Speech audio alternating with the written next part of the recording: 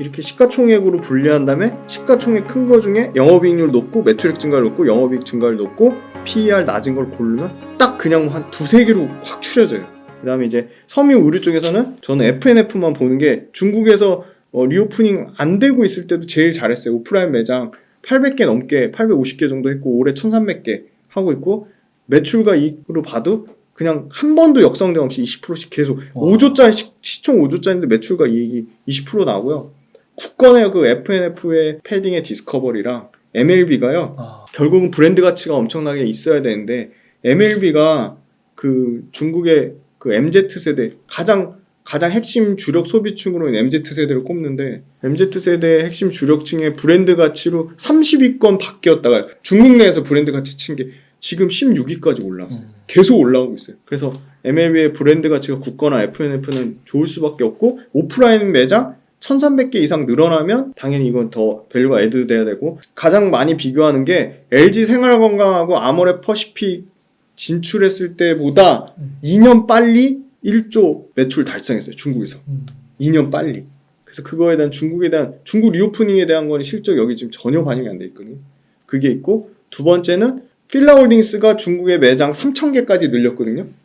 그때 이 시총의 2배 넘게 갔거든요. 근데 지금 얘네 이제 850개잖아요. 필라홀딩스가 3000개 갔는데 F&F도 3000개 갈 수 있죠. 매장 충분히 갈 수 있다고 보거든요. 이 경영자분 김창수 회장님이 이 디지털 마케팅이 절대 강자고요. 그 다음에 이 패션 브랜드가 이거 돈이 되겠다 안 되는 그 패션 그 브랜드 보는 안목이 엄청나요. 그리고 최근에 재미난 건 F&F 엔터가 생겼어요. 엔터가 잘 되면 엔터 거기 나오는 아티스트가 당연히 얘네 모자 쓰고 얘네 옷 입고 할 거 아니에요.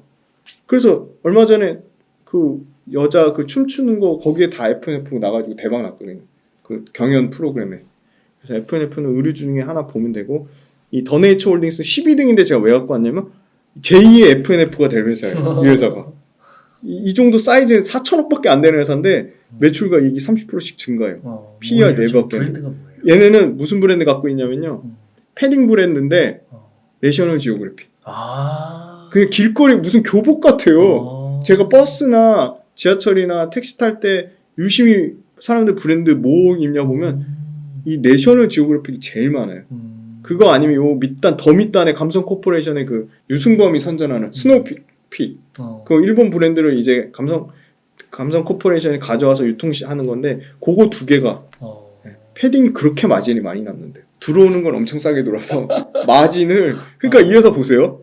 효성 TNC 마진 3%, 휠라운딩스 12%인데 더네이처홀딩스 마진 21%. 4천억밖에 안 됐어요. 무궁무진하다고 봐요. 5조까지 못 가더라도 최소한 전 1조까지 간다고. 더네이처홀딩스. 네.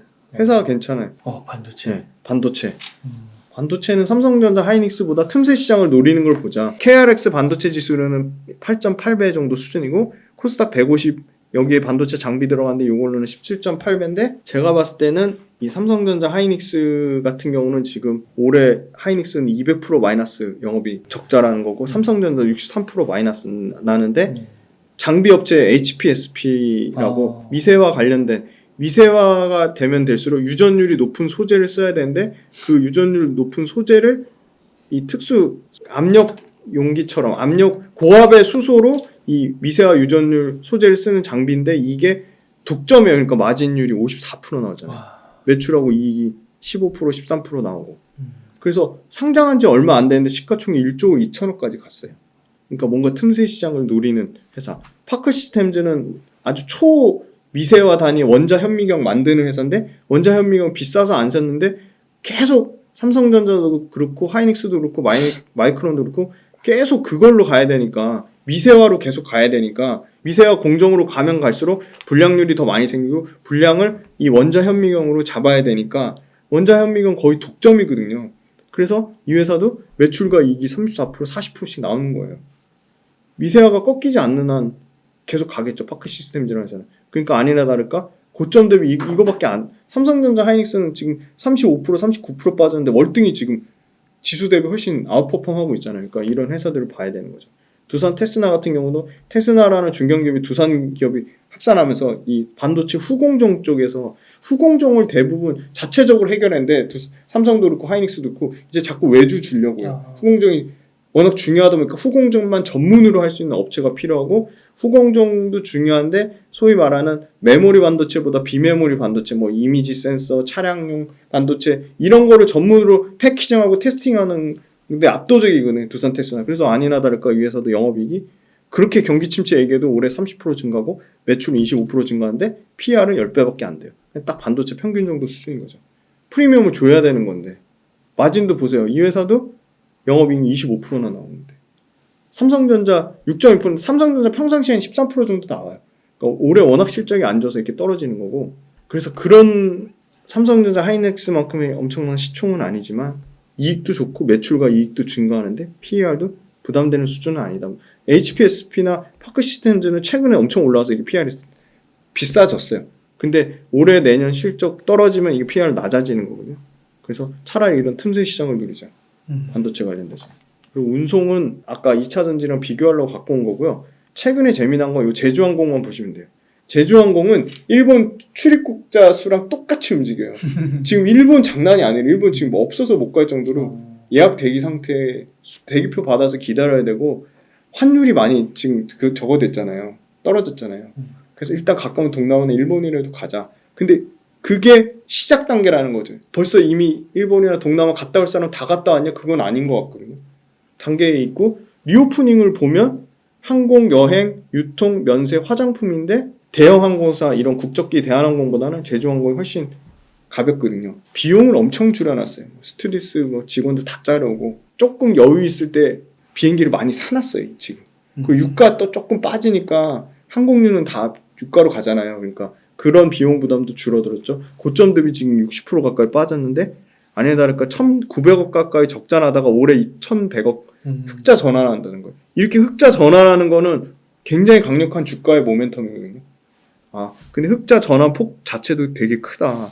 HM이나 대한항공 같은 경우는 영업이익이 이렇게 줄어드는데 이런 회사는 흑자 전환하잖아요. 그러니까 아니나 다를까 제주항공 신고가 가더라고요. 최근에. 개인이 사서는 못 올리고요. 외국인이 지금 자 빨간 거 이거 보이시죠? 야, 외국인 이거 계속 사죠. 미친 듯이 사죠. 네. 계속 사죠. 미친 듯이 사죠. 네. 그러니까 올라가는 겁니다. 야, 외국인들도 네. 이런 1조짜리를 보고 사네요. 1조짜리를 보고 삽니다. 게임도 신작 게임이 터져야 되는데 뭐가 터질지 몰라요. 너무 어려워요. 근데 이제 넷마블 같은 경우는 흑자 전환이긴 한데 1,000억대 적자에서 340억 흑자 전환한 걸 넷마블 사이즈에 비해서 너무 작은 거죠. 아니 4조 8천억짜리가 영업이익 300억밖에 안 되는 거는 형편없는 거죠. PER이 뭐 100배가 넘는 거죠. 근데 좋게 보는 거는 저는 이거예요. 네오이즈. 네오이즈의 장점은 올해 신작 게임 9개나 출시를 하는 거죠. 그러니까 9개 중에 뭐가 터지더라도 터질 거라고 보고 있는데 그 중에 피해 거짓이란 이제 이게 대박 그걸로 기대를 하고 있는데 그게 실제 지금 초창기이긴 한데 그 베타 테스트하는 거에 반응이 엄청 좋대요. 그래서 대박 조짐이 보이고 있고 그게 올해 좀 실적으로 반영되지 않을까. NC, 크래프톤, 넷마블, 카카오 게임즈보다 월등하죠 숫자로. 매출 48%, 영업이 295%. 이익률 21%. 적지 않은 이익률이죠. 물론 뭐 크래프톤은 워낙 이익률이 좋긴 한데. 근데 시가총액이 1조밖에 안 돼요. 압도적인 수익률이죠.